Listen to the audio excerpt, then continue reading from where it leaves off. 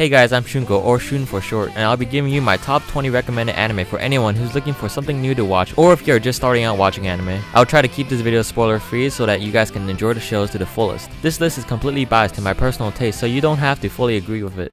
At number 20, we have Shingeki no Kyojin, or Attack on Titan. Of course, everybody has heard of this. Very much in the mainstream, even those who have never heard of anime have seen this somewhere at one point. The story is set centuries ago when mankind was annihilated by enormous human-like monsters known as Titans and forced to live in fear behind incredibly huge walls. To survive, the humans lived behind these walls and for many years have not confronted the Titans since the wall's creation. One day, one colossal Titan managed to breach the walls, letting all the Titans from the outside loose in a walled-off city. From this, the story follows a boy named Eren Yeager, who has had his family killed due to this event. From that day on, he has sworn to annihilate all Titans. In my opinion, many people overhyped the series and it wasn't breathtakingly captivating and just fairly entertaining. Even so, the series is a great start for newcomers to get started with anime, as it will open them to the anime subculture and other series as they watch more. Number 19, Psycho-Pass. It is an action psychological sci-fi anime series that is set in a possible near future when it is possible to instantly quantify a person's state of mind and personality. Using this data, crime enforcement uses a standard known as Psycho-Pass to measure an individual's being and thus determine a person's criminal tendency factor, used to judge criminals before they commit the crime. This show is very psychological in that it brings up questions relating to how society should be structured and what is considered ideal for managing crime. The series is very serious and rarely are there any jokes to laugh about. If you are not into slice of life or lighthearted anime, then I would highly recommend this. But honestly, I mostly watched it for Tsunemori. Sorry. Number 18, Golden Time. Unlike most series which are set in high school, this one is completely different. I mean a real original work. It's set in college. This is groundbreaking, won't you agree? The series is centered around Tada Banri, a newly admitted college student at a private law school in Tokyo who got lost trying to find a freshman orientation. He meets another freshman, Yanagisawa Mitsuo, who is also lost, and they quickly become good friends. Before arriving to their destination, they encounter a beautiful girl named Kaga Koko, who bashed Mitsuo with a bouquet of roses and then left. She turns out to be Mitsuo's childhood friend who is apparently in love with him and is looking forward to getting married together. A lot of drama happens and questions of relationships and love start to surface. This is a seinen comedy romance series. You can consider it a slice of life, but it has an interesting twist that keeps the story enticing. The anime certainly looks cute, but I would not categorize it as moe. I would highly recommend this for those who like the romance genre. Number 17, Sakuraso no Pet na Kanojo, or The Pet Girl of Sakuraso, is a slice-of-life comedy romance series centered around a second-year high school boy named Sorata Kanda, who is persuaded to move into Suime High School's infamous Sakuraso Hall, which is pretty much a small dorm known for housing eccentric misfit residents. Little does he know that these misfits will turn his life upside down. One day, a second-year high school girl named Mashiro Shina transfers during the spring semester. She is described as pet-like, infantile, and highly dependent on others for even the simplest of tasks, and as such, Sorata takes on the responsibility of taking care of her. However, she is a world-class artistic savant, aspiring to become a mangaka. Although she is an airhead, her dependence on Sorata has had them getting closer to one another as she latches onto him. This is one of my personal favorites because the art style is just so clean, cozy, comfy, warm, and cute, I guess. I felt every time I watched a new episode my day was brightened up just a little. It just makes you feel happy. Not something a guy typically says, but yeah, I would recommend this for those who like that type of thing. Number 16, another slice of life series, K-On! It is by a group of high school girls who end up making a light music club to fuel their passion for music, which results in the forming of the band known as Hokago Tea Time, comprised of 5 members: Hirasawa Yui on guitar, Akiyama Mio on bass, Tainaka Ritsu on drums, Kotobuki Tsumugi on keyboard, and Nakano Azusa on guitar as well. This series follows these girls as they eat cake and drink tea, and also play music when they aren't doing that. This show has pretty much the same qualities as Sakuraso no Pet na Kanojo as far as the cuteness and the warm feeling part, but without any of the drama. Very upbeat, lighthearted, and just puts a smile on your face when watching it. I would consider it a classic for anime in the slice of life genre, and would suggest watching it as one of the first slice of life anime to start out. Number 15, Nisekoi. I'll be honest with you, this is a harem. I know most people can get turned off by this, but I think this harem series is different from others in that the love interests aren't suddenly introduced from a foreign country as a transfer student or a rival in class. I mean, it just so happens this series has exactly those premises, but I think it's still unique in its own way. The story centers around Raku Ichijo, who is a high school student that also happens to be the sole heir of a Yakuza family called the Shuegumi. 10 years ago, he made a secret promise to a girl he met that they will get married when they reunite. Since then, Raku never let go of a pendant the girl gave him. One day, a beautiful girl named Chitoge Hirosaki transfers into Raku's class. They had a rough start with no apparent chemistry, but by a weird turn of events, they are forced to become fake lovers until they graduate. Raku, however, is in fact really in love with Kosaki Onodera, and things get complicated as more girls get added to the equation. But I like it because the series is very innocent with a lot of pure vanilla drama, nothing ecchi. Many harems usually are categorized as ecchi, which I don't mind, but I would prefer if they weren't. Nisekoi is nice in that everybody is innocent with very pure thoughts, which I personally like.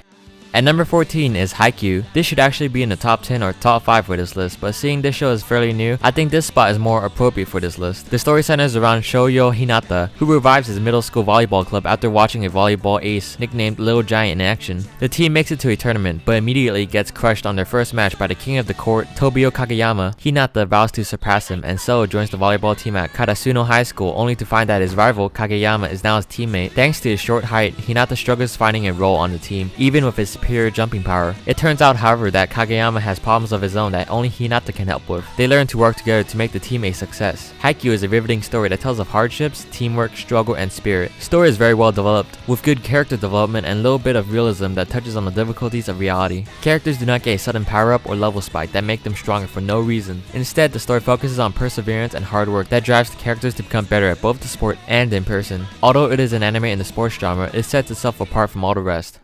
Number 13, Mahou Shoujo Madoka Magica, or Puella Magi Madoka Magica. I'll keep the synopsis short for this one for those who haven't watched it, but I'll start off with this. It's a cute moe, Mahou Shoujo or magical girl anime in a world where magical girls make a contract to gain magical powers so they can fight off witches from hurting people. Of course, you also have to have a cute magical pet from another world that provides wisdom and support to the magical girls. In this series, it takes the form of a white cat rabbit thing called Kyubey. Adorable, right? Right.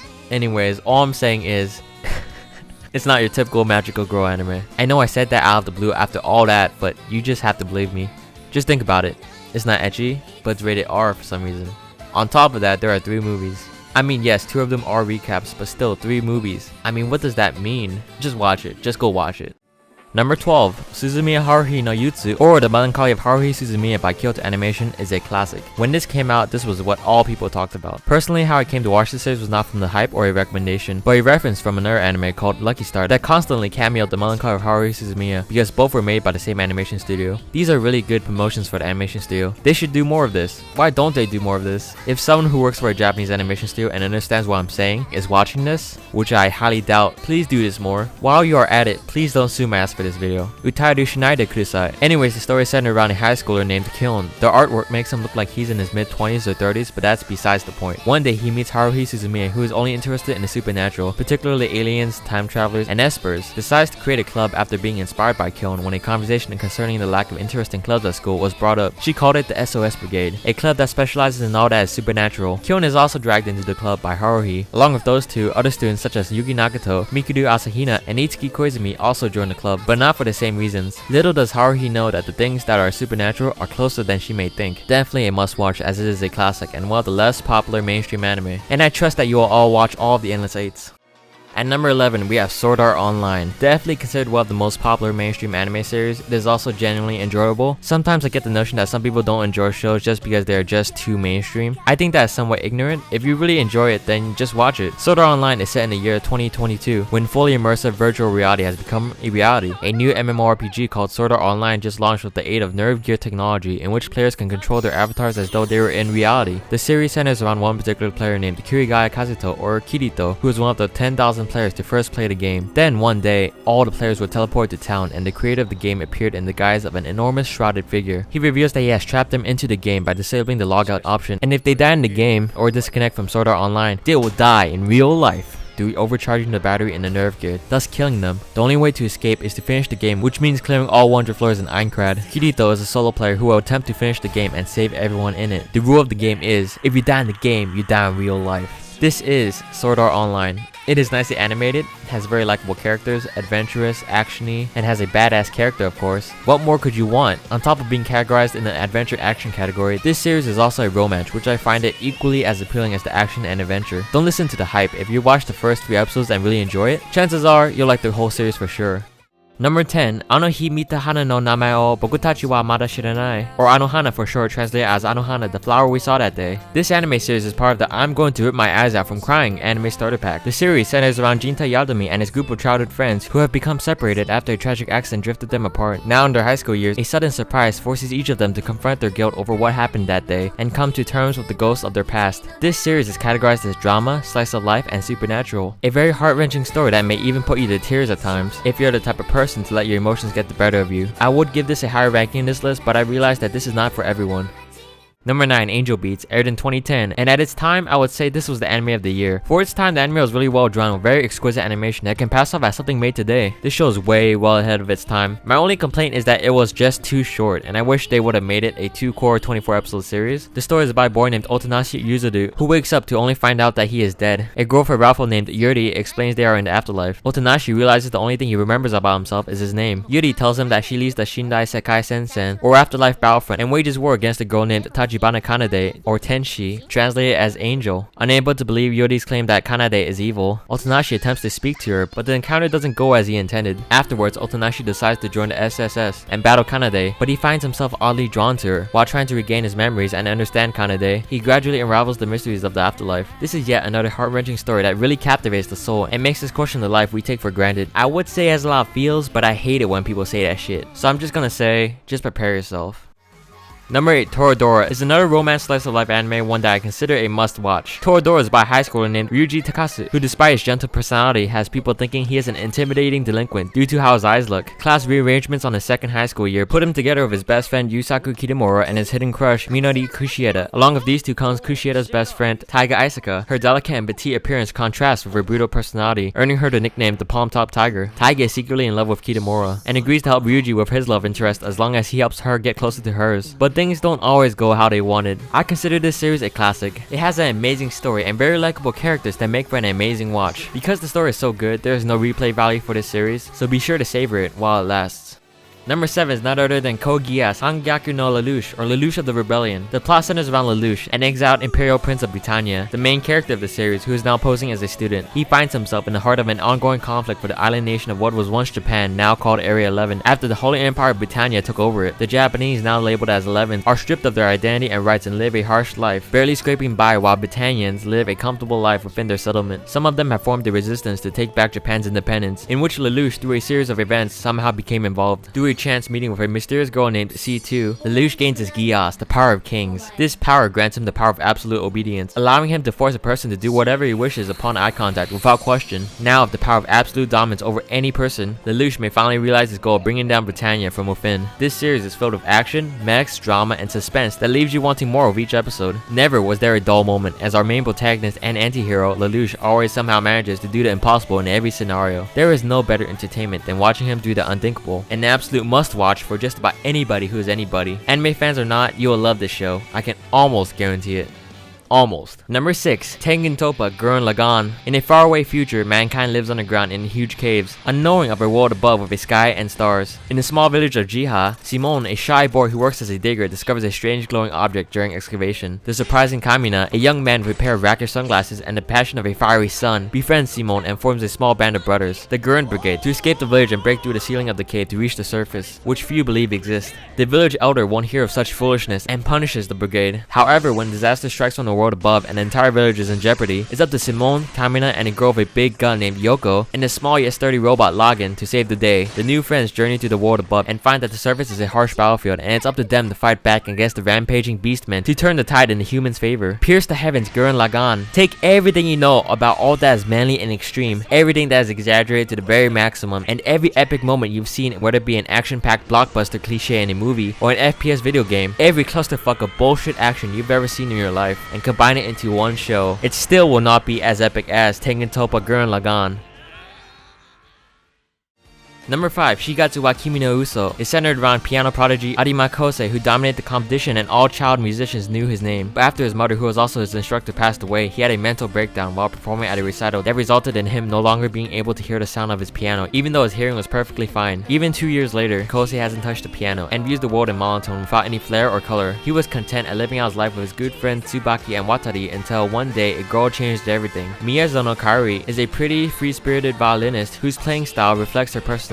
Kaori helps Kosei return to the music world and show that it should be free and mold-breaking, unlike the structured and rigid style Kosei was used to. A very compelling drama and romance anime with plenty of astounding classical music that really sets itself apart from anime relating to music, as it is one of the few that incorporates a serious and heartfelt tone into it. You are going to hate me after watching it, but you won't hate the show, I assure you that. Number 4, One Punch Man. Needless to say, it is without a doubt the #1 anime series of fall 2015. Unless you're Japanese, in which case the best ranking anime for the season would be Gochumon wa Usagi desu ka? It happens. happens. Anyways, in this new action comedy, everything about a young man named Saitama screams average. From his lifeless expression, to his bald head, to his unimpressive physique. However, this average looking fellow doesn't have our average problem. He's actually a superhero that's looking for tough opponents. The problem is, every time he finds a promising candidate, he beats them with one punch. Literally. Can Saitama finally find an evil villain strong enough to challenge him? Follow Saitama as he searches for new villains to challenge. A hilarious action comedy that really keeps you laughing with every episode, as it is just plain out stupid how strong Saitama is. You just got to watch it. There is a lot of hype for this series as of recently, with fairly positive responses. The only reason I can think of for anyone not to like the show is if they take everything too seriously, in which case, yeah, don't watch the show. Number 3, Shokugeki no Soma, Food Wars. Ever since he was a kid, 15-year-old Soma Yukihira has helped his father by working as the sous chef in the restaurant his father runs and owns. Throughout the years, Soma developed a passion for entertaining his customers with his creative, skilled, and daring culinary creations. His dream is to someday own his family's restaurant as its head chef. Yet, when his father suddenly decides to close the restaurant to test his cooking abilities in restaurants around the world, he sends Soma to Totsuki Culinary Academy, an elite cooking school where only 10% of the students graduate. The institution is famous for its Shokugeki, or Food Wars, where students face off in intense, high-stakes cooking showdowns. As Soma and his new schoolmates struggle to survive the extreme lifestyle of Totsuki, more and greater challenges await him, putting his years of learning under his father to the test. This is another series where you watch it because you want to watch a main character be completely amazing at what he does, and best everyone he faces. This is one of the few anime that you'll find that's mainly about cooking and food, which makes Shokugeki no Soma even more interesting in that they make cooking look epic, which I did not think was possible. Yes, it is a little ecchi when the characters react rather sexually aroused when they eat almost anything, but it does not really detract from the show's enjoyment, and is seen more as amusing rather than fan service. I personally don't prefer ecchi, but at the same time I don't mind it, as long as it is not 100% for the sake of fan service. Almost all the main characters are very likable, but like me, you would mostly want to watch this to see what amazing feats Soma will pull off next. And number 2, we have of course Fate Stay Night Unlimited Blade Works, the 2014 to 2015 series. Needless to say, it is the same story based off the 2004 Fate Stay Night visual novel or the 2006 anime. It is also very similar to the 2010 Fate Stay Night Unlimited Blade Works movie. This story focuses primarily on the heroine Rin Tosaka. After her father's death, Rin enters the Holy Grail War as the sole heir to the prestigious Tosaka household with her servant Archer, but she soon finds out that Shiro Emiya, a boy from her high school, has gotten himself involved in the battles, and unexpectedly saves him when he is fatally injured. Before long, Rin sets out to strike down the conspiracy surrounding the Holy Grail War along with Shiro and his summoned servant Saber, and so the story begins to explore the truth behind Shiro's power and the nature behind his unyielding will to become a hero. The 2010 movie was animated by Studio Dean, which was the same studio that animated the 2006 anime as well. Fate Zero, the prequel, as well as this series, was animated by Ufotable, which in my opinion, and I'm sure you guys would agree, is the superior version to the Fate Stay Night adaptations, as it has remarkable animation quality. The visuals are just absolutely beautiful, with an astounding soundtrack that works absolutely perfect together. Animation was without a doubt first rate, and I can't praise it enough. I've watched all the Fate Stay Night anime series, and I don't think it's necessary to watch the Studio Dean adaptations in my opinion, as the story is pretty much the same in the Ufotable ones. In any case, I highly recommend the series at the number 2 spot.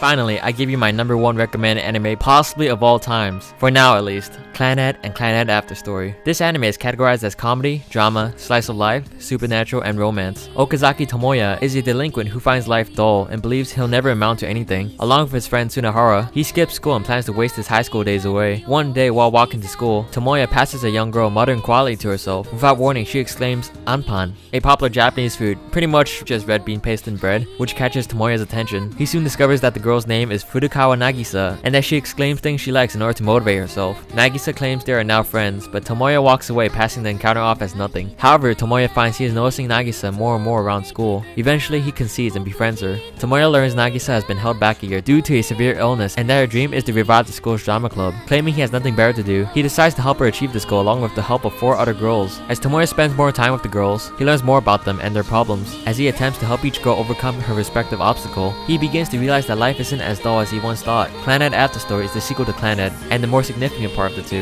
But to me, both seasons serve as a whole, so I consider both seasons on the number 1 spot. Clannad is an impactful drama, highlighting the importance of family and the struggles of adulthood. To me, it is an important show that gives a very important moral to the story. A moral that I think is valuable enough to stick to a person for more than a lifetime. It teaches the values of family, friends, and loved ones, to cherish what we as people take for granted, and so much more. Think about when I was watching this series, I could have sworn I cried, guys. I'm not exaggerating this in any way, but yeah, it's pretty embarrassing for a guy to cry to a show, but I don't regret admitting it, otherwise I'd be lying to myself. So I encourage pretty much anyone, even if you don't like anime, to watch the whole thing. I know it's just a show, but to a lot of people it can mean so much more. But don't be afraid to break down to tears, because that's just part of being human.